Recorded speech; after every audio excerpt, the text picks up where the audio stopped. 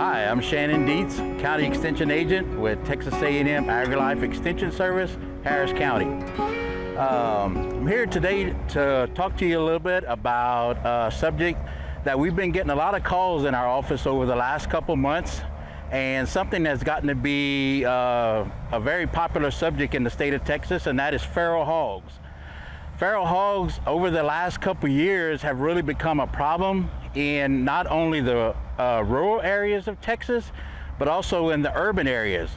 Like I said, I'm in Harris County. We're right now about 30 to 40 minutes outside of the downtown Houston area.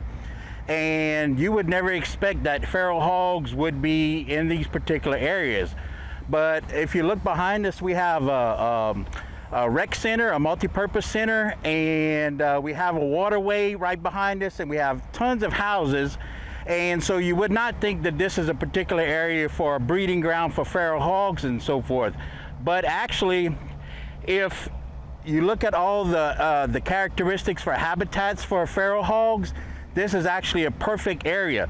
If you scan over a little bit to my right side, you'll see this tree line that is a perfect area for habitat for feral hogs. During the day, they actually bed in this particular area. Feral hogs are known to feed during the night, so they do take cover during the day. And this is a perfect example of where they would hide out during the day. And they have a close water body nearby where they would go for water and other things. In the summer, to help cool their body temperatures, they actually act like a normal pig, and they will get in these waterways and they will wallow in there and put a lot of mud on, and they'll go and cool down with the water and so forth. But at the same time, they're actually damaging the waterway and the watersheds because of the diseases that they're putting in and exposing our watersheds to. So not only do they do destruction to our native landscape and so forth, what we're going to get ready to show you about, but they are also bad for our waterways and so forth. So with that being said, feral hogs are known to be omnivores. Omnivores basically are animals that will feed off of grain and also vertebrate animals. So if you look right over here, some of the damage that has been caused by feral hogs in this particular area, you can see that they do this by rooting. They will actually get down here with their snouts and their this is mostly done during times whenever we have a lot of wet environments, and it makes it easier for them to root in the ground looking for grubs, earthworms, tubers, grasses, and so forth. But they've also been known to feed off of small animals and so forth like that. So if you're in a particular rural area, you might also want to be careful and keep track of your baby goats and baby sheep and so forth like that, because they have been known to attack those particular animals. We know that this is particularly a feral hog damage area, because if you come down here, you can actually spot the footprints of the feral hog. You can see how it's pointed, and you got to round it back in, and you can see a perfect set of footprints right there. And then they carry on. So that is one way that you can identify feral hogs that have been here, other than obviously the rooting of the damage here. If you would have this in a suburban area, this actually increases. Say for example, if you had if you put in a St. Augustine or a Bermuda grass or Bahia grass pasture and so forth, when feral hogs come in here and do this, they turn over all these native grasses, and they cause destruction, and they cause weeds to come through and so forth. So not only do they cause a lot of destruction on the aesthetics of the grass and the pasture and so forth, but they also bring up the possibility of introducing weeds and so forth into the grass. of rooting before. It might have been in smaller patches, and it might have looked like there might have been like armadillos or other types of small rodents that might have been scrounging in your particular area looking for food. But you can see by looking at the damage here, feral hogs are going to come in, and it's basically going to look like if your land has been plowed.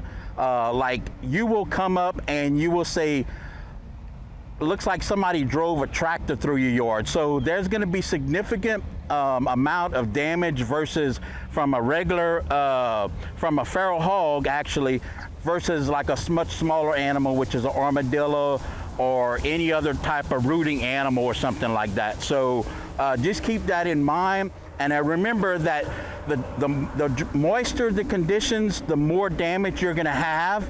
In drier conditions, feral hogs are going to feed more off of more of your grains and your mash trees. And we call mash trees anything that produce nuts or acorns, like your oak trees, your hickory nut trees, your pecan trees, and different things like that. As we get closer into the fall, you're going to see feral hogs eating more of those particular type things than you will find with rooting and so forth. Rooting is going to take place more in like the springtime when you have young tender vegetation growing and so forth. You have a lot more earthworms and so forth. So those are going to be more prevalent at that time.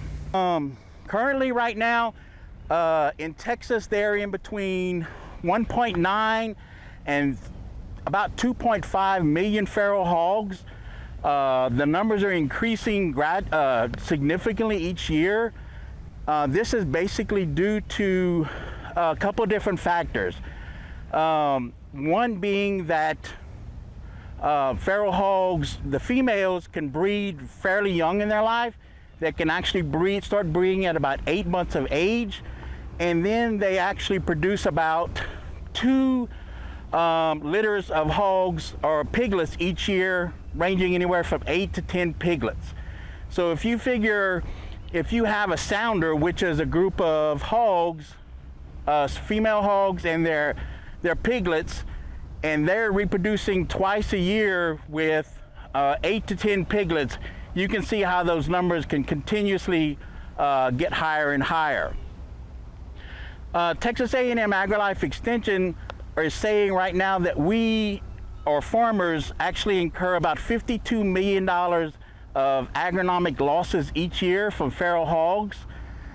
And that does not include the amount of destruction that we face with the waterways that we see here, from the damage and everything with the watersheds, as well as suburban landscapes and so forth. So they're definitely a bad thing for us here in the state of Texas.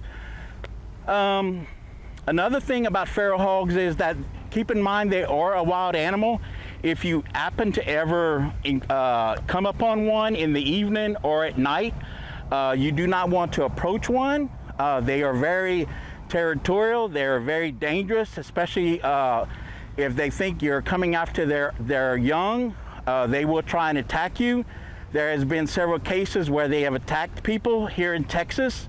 Unfortunately, in 2019, over in East Texas, not far from here, there was a woman that was killed by a feral hog attack. They do have tusks, 2 at the bottom, 2 at the top, and they're continuously sharpening one another, so they are dangerous animals. And so with that being said, feral hogs can actually be taken at any time of the year. You do not have to have a hunter's license to kill hogs on your own land, or if you hire somebody to come in and kill feral hogs, they do not have to have a hunter's license.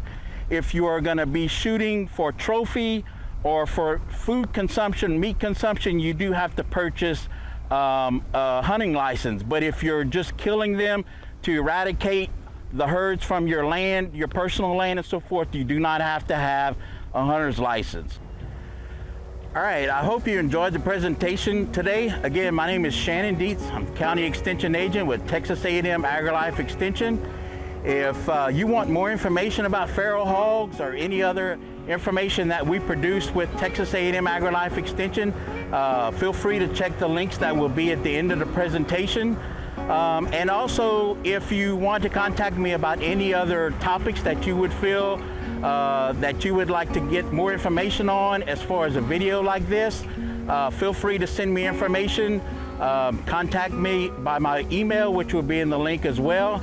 And otherwise, we look forward to seeing you and hope you enjoyed the information. Thank you.